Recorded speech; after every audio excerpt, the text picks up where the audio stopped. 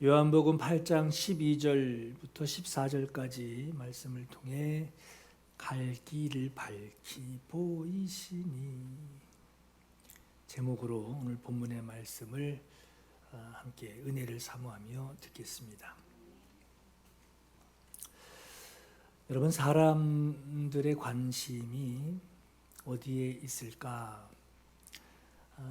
지금 내가 사는 지금 행복하게 살다가 나이 들면 생을 마감한다 하는 생각을 가지고 살아가요. 나이 많은 분들은 얼마 안 남았구나 하는 말을 하고, 어떤 사람은, 젊은 사람은 내가 이렇게 해서 잘 살아야지 하는 마음의 다짐을 하게 되죠. 여러분, 요즘 세상이 어떤 세상이죠? 정직하게 살아도 눈치 보며 살아야 하는 세상이 돼버렸어요. 시골 사는 사람이 서울 가면 눈 뜨고 후배가는 장소라고 이제 얘기를 할 정도. 좀 부정하게 살더라도, 좀 거짓되게 살더라도 누구나 인정해주는, 어느 정도는 거짓되고 어느 정도는 속일 수도 있는, 그렇게 해서라도 내가 여유 있게 지금 사는 세상에서 잘 사는 거, 아마 거기까지 생각을 우선순위로 여기고 있을 겁니다. 어려움 받는 생활, 어렵게 되는 생활, 또 고생하는 생활을 원하는 사람은 아마 한 사람도 없을 거예요. 그런 생활에서 벗어나고 싶어 하고 편히 살고 싶어 하는 그런 사람들이 아마 대부분일 겁니다. 오히려 세상에서 어려움 당하지 않으려고 열심히 살아가고, 고생하지 않으려고 조금씩 거짓말도 하고, 사람을 속이기도 하고, 내 안전, 내 평안을 위해서, 내 부를 위해서 어느 정도는 그렇게 타협을 하며 살아가요. 여러분, 만약에 부활이 없다면, 부활도 없고 심판도 없다면, 만약 성경에 나와 있는 것 같이 모든 무릎이 예수 앞에 꿇는다 하지만, 만약에 그런 일도 없고 모든 혀가 하나님께 자복하는 일도 없다면 어떨까? 성경에는 죽은 자가 다시 살아나는 것이 없다면 우리는 세상에서 가장 불쌍한 자다라고 말씀하고 있어요. 왜 그렇죠? 죽은 자의 부활이 있고, 심판이 있고, 천국이 분명히 있고 지옥이 분명히 있는 것을 목숨을 걸고 믿고 있고 말씀으로 그렇게 알고 살아왔기 때문에, 그것이 만약에 거짓이라면 우린 가장 불쌍한 자가 되겠죠. 고린도전서 15장 16절에 만일 죽은 자가 다시 살아나는 일이 없으면 그리스도도 다시 살아나신 일이 없었을 터이요.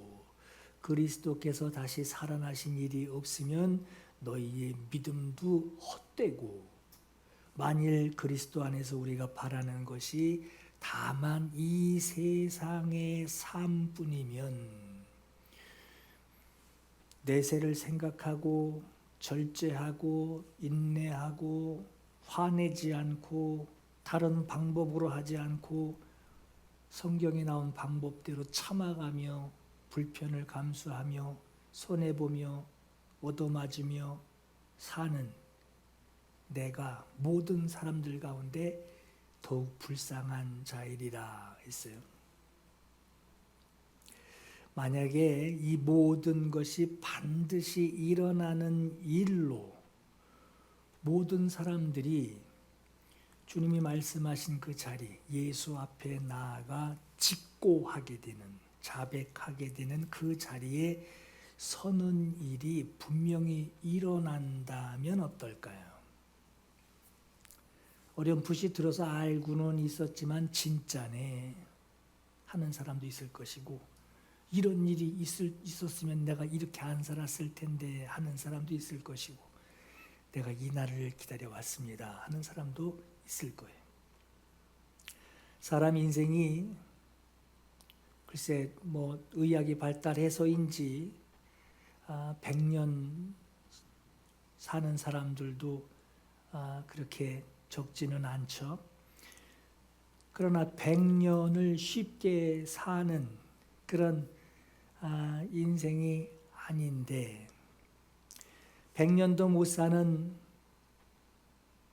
그 인생만, 그 100년도 못 사는 그 인생만 사는 것이 아니라 100년 동안 입고 살던 그 육신이라고 하는 옷을 벗어버리고 내 속사람, 옷을 입고 다녔던 그 속사람이 이제 육체라고 하는 옷을 벗고 영원히 내가 살아온 것에 대한 그 책임을 져야 할 자리에서 영원히 거기서 살아야 하는 것을 성경에 말씀하고 있는 그대로, 성경이 말씀하신 그 토시 하나 틀리지 않고 그대로 그게 이루어진다면, 그래서 세상 사람처럼 살아가지 않아도 오히려 예수 믿는 거 그거 하나 때문에 어려움을 피하지 않고 인내하고 있는 그 사람의 생활이 오히려 더 안심이 되지 않겠느냐는 거예요. 세상에 살 때는 야 어떻게 저렇게 사냐, 참 측은하다, 어떻게 저렇게 예수에 미쳐 사냐, 손가락질 받고 좀 하대를 받는 그런 생활을 했더라도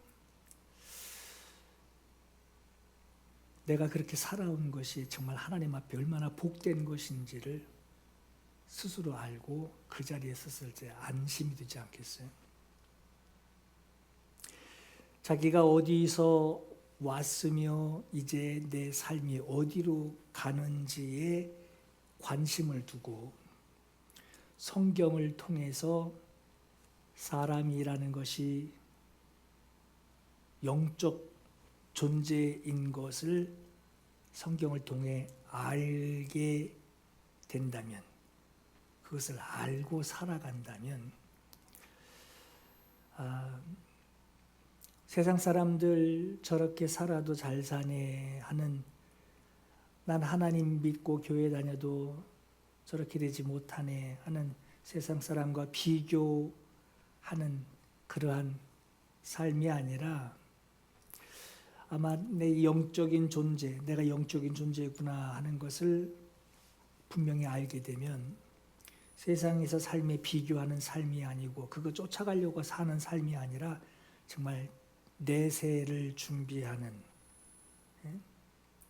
내가 이 정도는 살아야지 하는 생활의 수준을 따라가는 것이 아니라 그건 전혀 상관없이 내가 이래도 감사하고 이래도 감사한 내세를 준비하며 사는 것에 아마 생활 패턴이 많이 달라질 거예요. 전도서 3장에 다 흙으로 말미암았으므로 다 흙으로 돌아가리니 다 한 곳으로 가거니와 인생들의 혼은 위로 올라가고 짐승의 혼은 아래 곧 땅으로 내려가는 줄을 누가 알랴. 살아있는 혼, 네펫입니다. 살아있는 혼, 인생들의 혼은 진짜 내 속에 있는 나란 말이에요. 이 육신이라고 하는 옷을 100년 동안 살았다, 100년 동안 해지지 않는 이 옷을 이제 100년이 돼서 해져서 벗어버리고 내 속에 있는 내 혼은, 내 진짜 속사람은 영적인 책임을 지는 그 자리로 가게 된단 말이에요. 이걸 누가 알냐? 이걸 누가 알냐? 이걸 누가 알고 세상에서 저렇게들 살아가나? 예수께서도 공생애를 사실 때 여러분 그 공생애가 사람들의 추앙을 받으며 뭐 임금도 삼으려고 하고 막 그냥 대단했죠. 근데 예수께서 십자가 지시는 일을 피하지 않으시고 십자가 지시는 것으로 공생애 시작하시려고 십자가 지기 위하여 세례 받으시고 십자가 지기 위하여 제자들에게 배신도 받고 십자가 지기 위하여 군병들에게 끌려갑니다. 참 고생하시고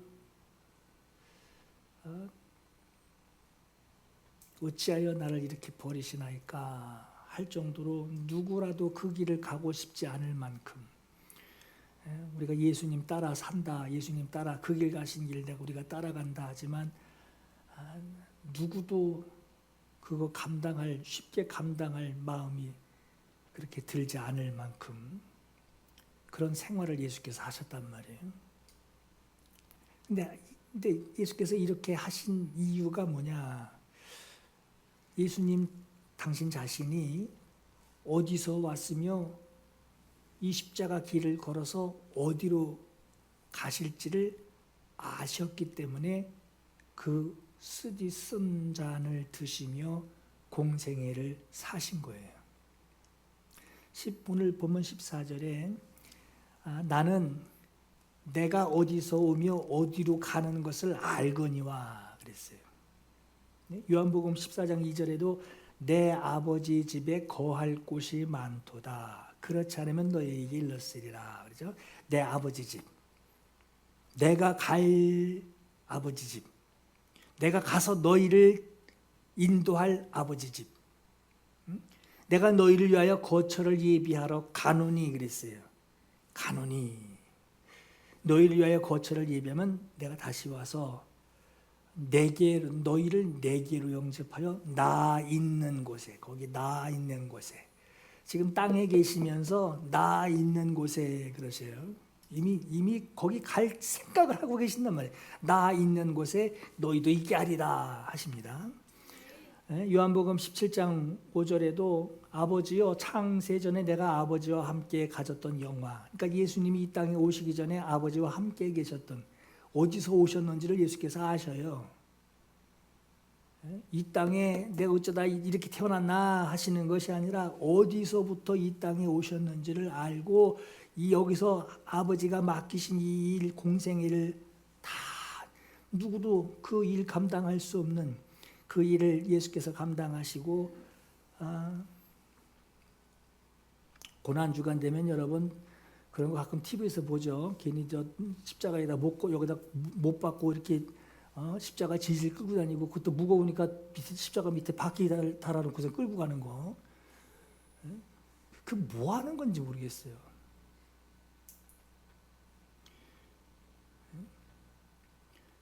그건 완전히 쇼고요. 그 히브리서에도 여러분 그러죠. 한번 빛비침 받고 하늘의 은사를 맛보고 말씀하신데 맨 끝에 그러죠. 이는 현저히 그러고도 타락한 자는 현저히 욕보임이라 그리스도를 다시 십자가에 못 박으려고 하는 것이다 하는 거죠. 여러분 그게 뭐 고난 주간에 그 따라하는 거 뭐 좀 은혜스럽고 경건해 보이긴 하지만 주님이 그 길을 다시 가시기에는 주님을 현저히 욕을 보일 정도로 참 이거는 하늘에 오르실 그 길이기 때문에 그 길을 가신 것이지 다시 하실 일이 아니란 말이에요. 창세전에 내가 아버지와 함께 가졌던 영화, 그러니까 예수께서 이 땅에 오시기 전에 십자가 지시려고 오시기 전에 어디서 계셨다가 오셨는지를 말씀하고 있어요. 지금도 아버지와 함께 나를 영화롭게 하옵소서. 내가 비옵는 것은 세상을 위함이 아니요 내게 주신 자들을 위함이니이다. 나는 세상에 더 있지 아니하오나, 이제 올라간단 말이에요. 있지 아니하오나 그들은 세상에 있사옵고 나는 아버지께로 가옵나니 거룩하신 아버지여 내게 주신 아버지의 이름으로 그들을 보존하사 그들과 우리와 같이 그들도 하나가 되게 하옵소서 그랬어요. 예수께서 행하신 표적들을 보고 구경꾼들이 예수님 억지로 붙잡아다가 임금 삼으려고 할 때 예수께서 나도 이제 푹신한 의자에 좀 앉아보자 하고, 만약에 세상에서 추앙을 받는 그 편한 행복한 자리를 예수께서 관심을 두시고 거기에 마음을 두셨다고 한다면 십자가 안 지셨을 거예요. 그죠? 그 일 안 하셨을 거란 말이에요. 예수께서 이 땅에서 공생애를 사실 수 있었던 것, 아버지여 이 잔을 내게서 지나가게 하옵소서. 예수께서도 두려우셨단 말이에요. 그러나 그 일을, 그 공생애의 클라이막스인 그 십자가 지시는 일까지 예수께서 해내신 것은 아버지께로 가는 길이 그 길이기 때문에 그래요. 아버지께로 다시 가시기 위한 과정이라고 하는 것을 예수께서 알고 계시는 거예요. 지금 이 과정을 자기를 세상에 보내신 아버지께 가는 과정이고, 그 아버지께 가는 그 과정 중에 그 길에 십자가가 거기 놓여져 있는 거예요. 십자가 지는 일이, 십자가를 지는 그 길이 아버지께 가는 그 길 중간에 놓여 있단 말이에요. 이걸 예수께서 아시는 거예요. 예수께서 그런 말씀하셔요. 요한복음 10장 17절에 내가 내 목숨을 버리는 것은, 그 길 뻔히 죽으러 가는 길을 안단 말이야. 그러나 그 길로 가는 것은, 내가 내 목숨을 알면서도 그 길로 가는 것은 그것을 내가 다시 얻기 위함이라. 아버지께로부터 아버지와 함께 영광 가운데 있다가 세상에 오셨다가 다시 그 길로 가시는, 그 자리로 가시는 내가 다시 얻기 위함이라. 이로 말미암아 아버지께서 나를 사랑하시느니라. 이를 내게서 빼앗는 자가 있는 것이 아니라, 마귀가 좋아 있을 거예요. 드디어 죽였다 하고선 좋아 있을 거란 말이에요. 그러나 뺏긴 것이 아니라는 거예요. 내게서 빼앗는 자가 있는 것이 아니라 내가 스스로 버리노라. 나는 버릴 권세도 있고 다시 얻을 권세도 있으니 이 권세는, 이 계명은 아버지가 내게 주신 것이다. 예수께서 아버지께로 돌아가시려면 피할 수 없는, 아니 그 길로만 가야 하는 그 길이 바로 십자가 지는 것인 것을 예수께서 너무나 잘 알고 계셨습니다. 여러분, 오늘 저와 여러분이 예수님이 영접한 그리스도인이에요. 예수님을 영접한 그리스도인으로 예수님 말씀하신 그 말씀 그대로 내가 받아들이고 순종하려고 한단 말이에요. 자기를 부인하고 자기 십자가 지고 살아가라. 나를 부인하고 주님 내게 주신 십자가를 지고 살아갑니다 라고 하는 것은 세상에 나를 볼 때 참 미련해 보이죠. 미련해 보일 거란 말이에요. 그러나 나는 그 길을 가야만 합니다. 마치 여러분, 우리가 약도가 있죠. 그 약도를 이렇게 들고, 지금 이제 내비게이션으로 하지만 내가 출발하는 지점에서 목적지를 딱 찍으면은 길이 조금 있다 길이 얼마 걸린다까지 나오는 게 요즘 세상이죠. 마치 그 약도를 들고 이 출발지에서 도착할 그 목적지를 찾아놓고 그 가는 표시된 그 길로 내가 가는 거예요. 그러니까 내가 지금 어디를 향해 가고 있는지를 나는 알고 있죠. 그 길을 가려면은 그 과정을, 그 복잡한 길을, 그 힘든 길을 꽉 막히는 그 길을 지나가야 하고 도착해야 할 목적지를 향해서 내가 가는, 이게 그리스도인이에요. 이게 그리스도인으로 살아가는 사람은 어떤 사람이냐? 세상에서는 교회 다니면서 어떻게 그렇게 그러냐고, 어떻게 교회 다니는 사람이 어째 그래요? 뭐 그럴 수도 있지 뭘. 그렇잖아요? 교회 다니면서도 불법 유턴할 수도 있는 것이고, 그런 거잖아요. 그런데 여러분, 그리스도인으로 살아간다라고 하는 것은 세상에 말하는 그 도덕적인 수준에 맞추기 위하여 그리스도인이 됐다는 것이 아니라 내가 세상에 살면서 어디에 시선을 두어야 하는지를 알고 있는 거예요. 그리고 내가 세상에 살면서 뭘 추구하고 살아야 하는지를 아는 거예요. 가다가 여러분 어디 뭐 좋은 거 있다 거기 들렸다, 우리 여기 있다 갑시다, 가지 말고 여기 있읍시다 하는 사람도 있겠죠.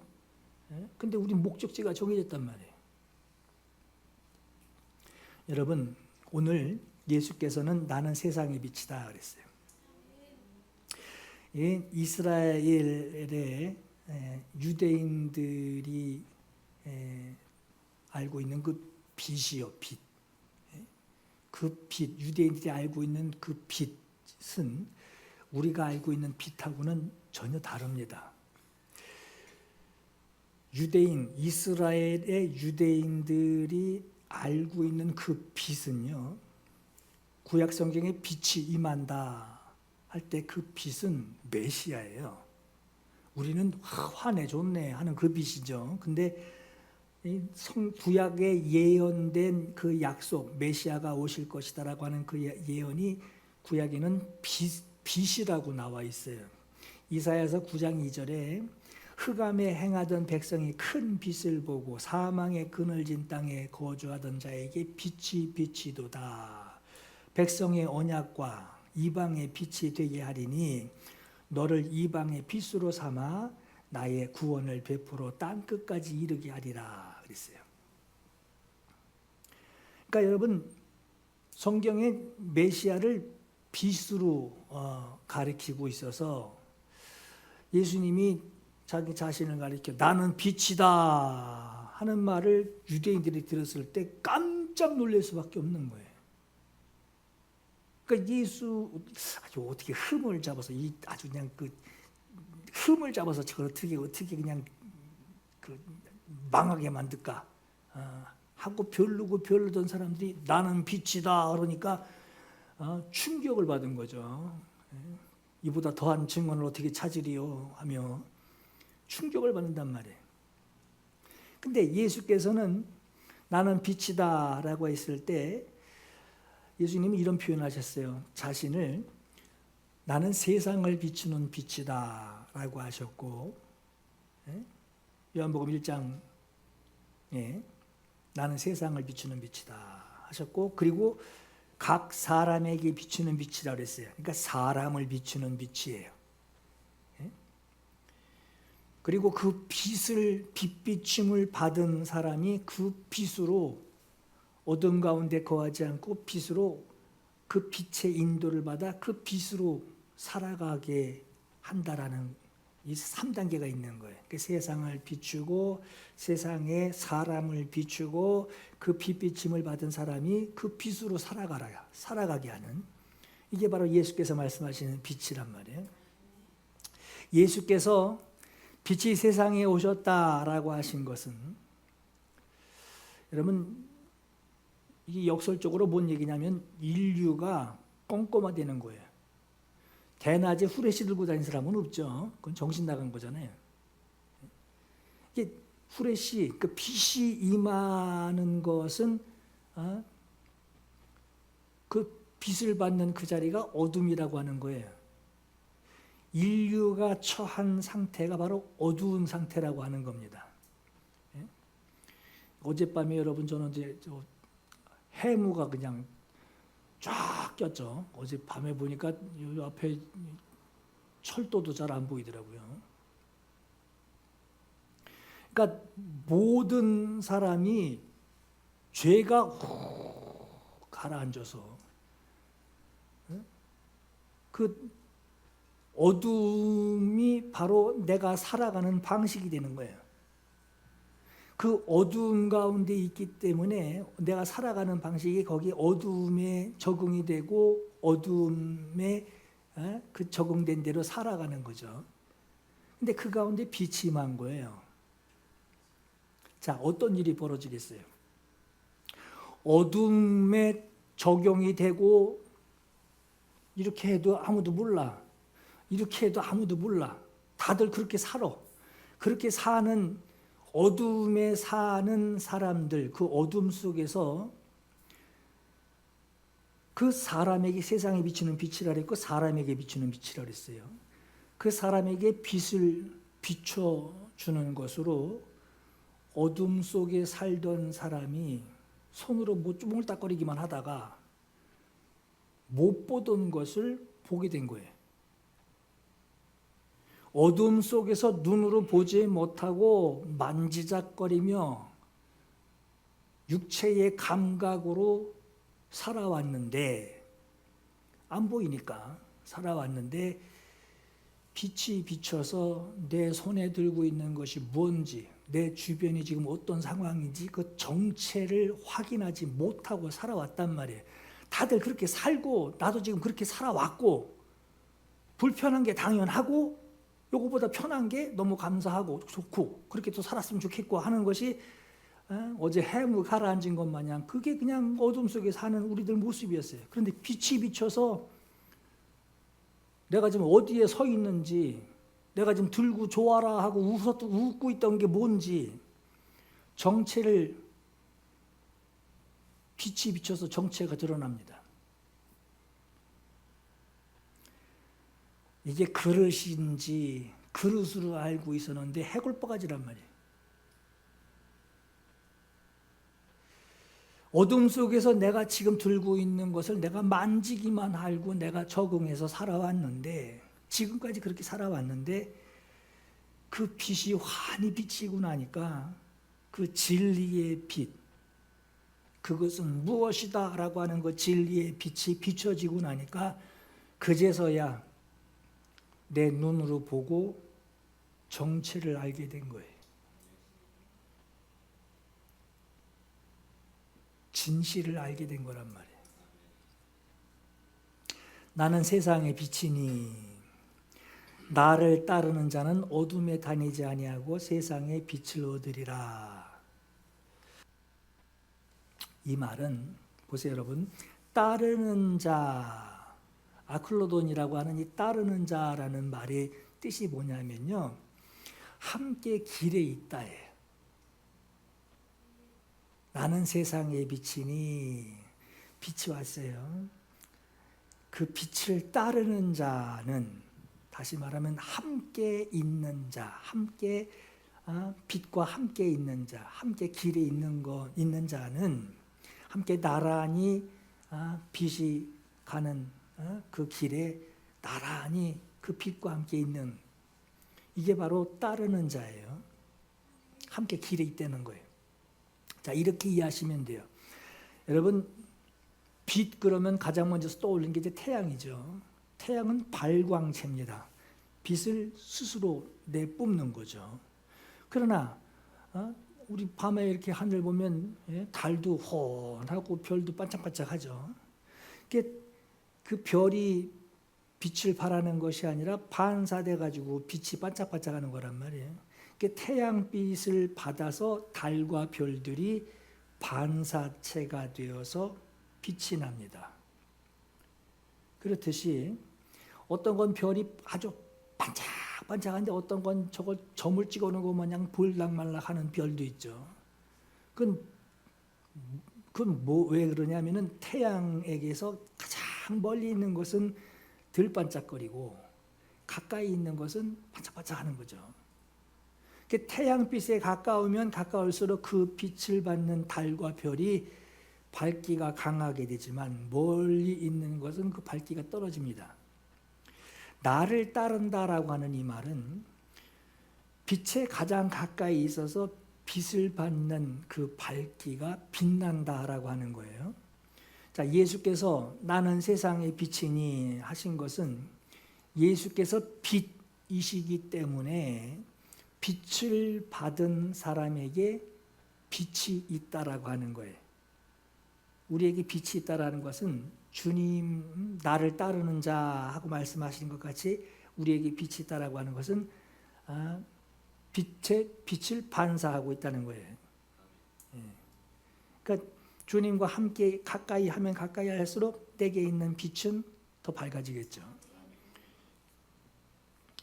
이게 반사체가 빛을 가지게 된다라고 하는 것이고, 이 말을 반대로 뒤집으면 반사체가 빛과 멀리 떨어져 있게 되면 빛과 등을 지고 멀리 떨어져 있게 되면 어두운 존재가 된다라고 하는 거예요.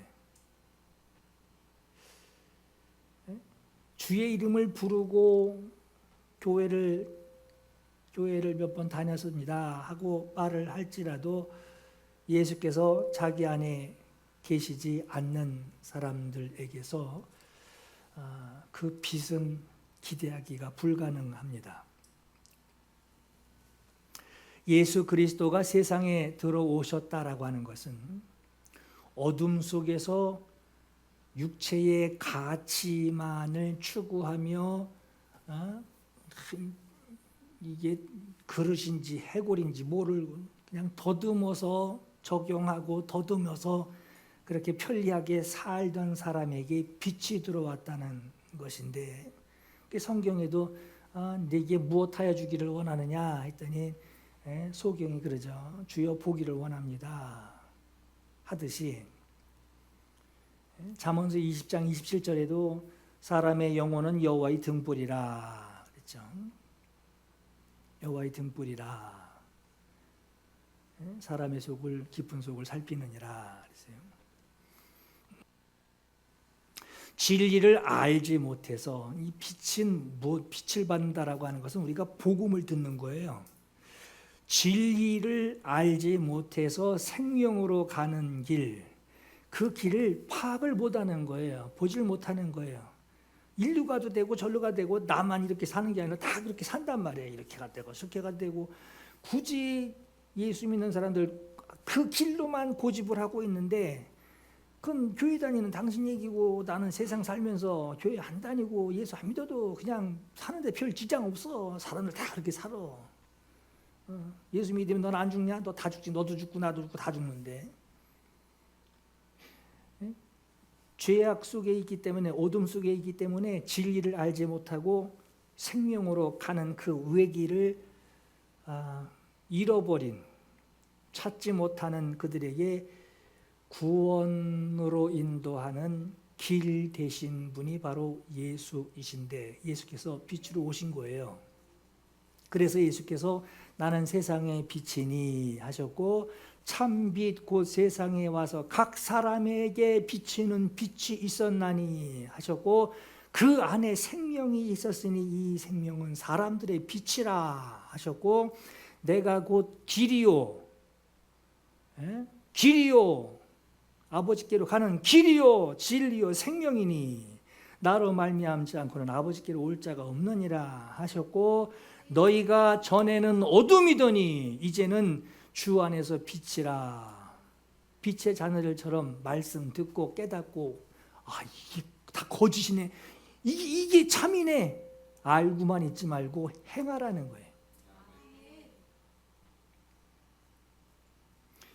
여러분, 오늘 저와 여러분이 살아가는데 빛이 하나도 없고 컴컴한 어둠만 계속된다면, 아주 캄캄한 어둠만 계속된다면, 사람들 얼굴 서로 확인도 못하고 캄캄한 얼굴만 어둠만 계속된다면 아마 세수 안 할 사람 엄청 많을 거예요. 그죠? 씻지 않고 돌아다닐 사람들 거의가 그럴 겁니다. 단적인 예가 그래요. 굳이 뭐 씻으면 누가 알아주나? 하나도 안 보이는데. 그게 세상이란 말이에요. 영접했다라고 하는 것은 이렇게 생각하셔야 돼요. 아주 캄캄한 칠흑 같은 어둠 속에서 빛비침을 받은 거예요. 그런데 이제 이거 빛비침 받았다니까 여러분 뭐 또 저 다메섹에 올라가 가지고 또 저 말에서 떨어질 정도로 그냥 눈이 멀 정도로 그 빛을 받은 그 빛을 얘기하는 게 아닙니다. 여기서 빛은 진리를 받아들이는 거예요. 성경을 통해서, 말씀을 통해서 이게 진리구나. 이걸 받았다는 거예요. 근데 자, 그러면 빛을 받았어요. 말씀을 들었어요. 진리를 알았어요. 다른 사람 다 이거 좋은 거라고 막 그거 하나 더 얻으려고 그렇게 열심히 사는데 빛비침을 받아 진리를 듣고 깨닫고 세상의 가치를 보니 해골이네.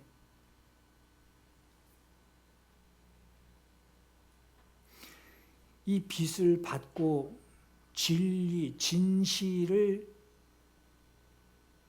밝히 알게 되었는데 이걸 듣고 눈으로 확인하고 깨닫게 되었음에도 이전과 같이 눈 감고 더듬어서 사는 그것으로 만족을 느끼고 그것으로 행복을 느끼려고 살아간다고 한다면, 그렇게 살아가려고 한다면 그 빛을 경험한 것, 말씀을 읽은 것, 그 설교 재밌게 들은 것, 그게 무슨 소용이 있겠어요? 하나님의 말씀을 듣고도 그 말씀을 아까 행하라 그러죠. 행하라. 빛의 자녀들처럼 행하라 그랬어요. 그 말씀 듣고 말씀을 행하지 않고 있다면 이 정도는 그냥 더듬어서 해도 돼. 그렇게 살아왔기 때문에 이건 굳이 그렇게 보고 할 필요 없어. 이 정도는 내 경력이 몇 년인데 이건 손으로도 금방 알아맞혀 하고 그 말씀대로 깨달은 대로 행하지 않고 과거의 그 행동으로 살아가게 된다면 깨닫게 하고 보여주고 알게 된 자기 지금의 현재의 모습에 내가 지금까지 속고 있었네 라고 깨닫게 해준 그것이 무슨 소용이 있냔 말이에요. 빛이 들어와서 눈앞에 있는 현실을 확인하게 해 주었는데 가끔 여러분 점치는 데 가가지고 그냥 우리 그 뭐라 그럽니까? 그 신문지에 가끔 나오는 거 뭐 일일 운세, 오늘의 운세 그 재미삼아 한번 해본다고. 다 재미삼아 해요. 그러니까 나도 재미삼아 하는 거예요. 재미삼아. 그런데 빛이 들어와서 자기를 보게 하고 현실을 보게 했는데 점치는 사람들 앞에 가서 그가 또 돈까지 줘가면서 몸을 낮추고 경청을 해요. 진실을 보게 하고 알게 해주고 그대로 행하라 하는 이 말을 들었는데도 그래도 재미로 하는 거라고. 어둠에서 살던 그 육체 감각으로 다시 그 자리로 살려고 한다면 방법이 없는 거예요. 어디서 할 수 있느냐? 누가복음 16장에 보면은 거지 나사로와 부자 얘기가 나오죠. 부자가 얘기합니다. 내 형제 5이 있으니 그들에게 증언하게 하여 그들로 내 형제들로 이 고통받는 여기 음부에 불타는 이곳에 오지 않게 하소서. 아브라함이 이르되 그들에게 모세와 선지자들이 있으니 그들에게 들을지니라 그랬어요. 그들에게 들을지니라. 무슨 뭐 빛이 번쩍하고 뒤집어지고 나자빠지는 그런 이상한 증거가 아니라 말씀 들으라는 거예요. 모세와 선지자들이 있으니 그들에게 들을지니라. 그렇지 아니합니다. 아버지 아브라함이여, 만일 그들에게 죽은 자 보내서 불구덩이가 있더이다, 예수 믿으십시오, 이렇게 얘기하지 않으면 안 믿을 사람들입니다. 그래야 회개합니다. 모세와 선지자들에게 듣지 아니하면 비록 죽은 자가 다시 살아나는 일이 있을지라도 그가 고난받지 아니하리라 그랬어요. 여러분, 우리가 빚비침 받고 그냥 뭐 기도 열심히 해가지고 뭐가 그냥 나자빠지는 거 이런 거 막 기대하지 마시고, 주님은, 여러분, 우리에게 주님이 당신이 피 흘려 죽으셨습니다, 이 사실을 내가 인정하는 것만큼 더한 증거가 어디 있겠어요? 그렇잖아요.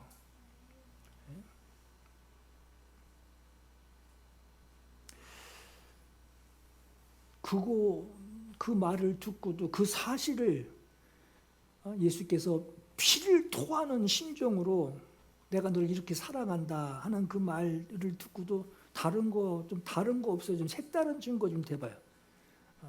한다면 고난을 받지 아니한다라고 하는 거예요.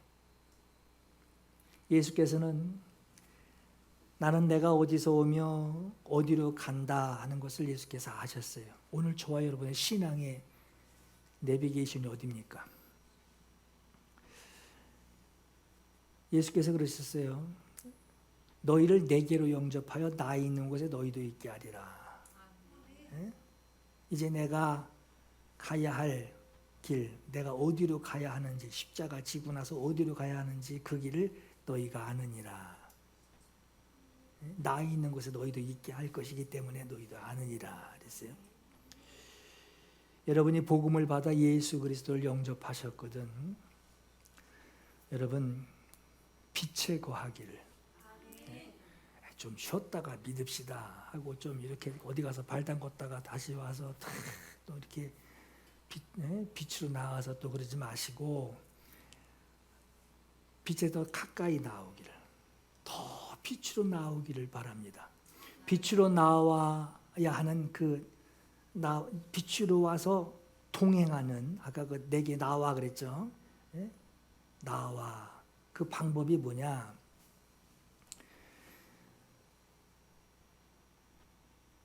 빛을 받아서 내 모든 현장의 모습들을 빛을 받아서 파악을 하고 확인을 하고 속은 것이 무언지를 알고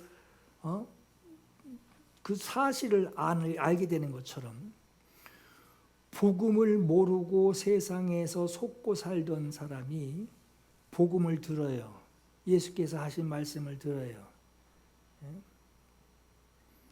그 복음을 듣고 자기 현장에서 펼쳐진 그 사실, 아주 그냥 숨겨놓은 것이 아니라 그냥 다 그냥 들춰놔서 그 속 알맹이까지 다 들여다보게 사실을 환하게 보게 되었다라는 거예요. 이게 우리가 복음을 가지고 세상을 보는 거예요.